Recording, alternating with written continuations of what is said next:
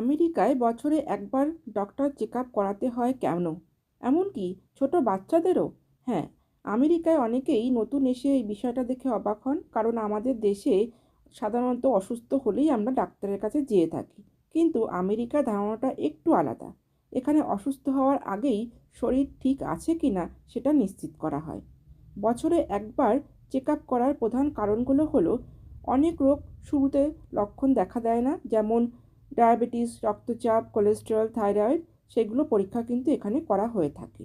দ্বিতীয়ত, এখানে বেশিরভাগ ইন্স্যুরেন্স বছরে একবার প্রিভেন্টিভ চেক আপ ফ্রি বা কম খরচে কভার করে, কারণ রোগ আগে ধরা পড়লে ভবিষ্যতে বড় চিকিৎসার খরচ কমে যায়।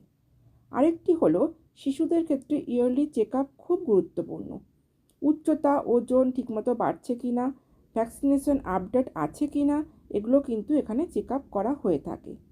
আরেকটা বড় বিষয় হলো, ডাক্তাররা শুধু রোগ দেখেন না, জীবনযাত্রা সম্পর্কেও কিন্তু পরামর্শ দিয়ে থাকেন, যেমন ঘুম, ব্যায়াম, মানসিক স্বাস্থ্য, এগুলো সব ঠিকঠাক আছে কিনা। তাহলে বলা যায়, আমেরিকায় চিকিৎসার মূল ধারণা হলো, অসুস্থ হলে চিকিৎসা নয়, বরং সুস্থ থাকতে চিকিৎসা করো।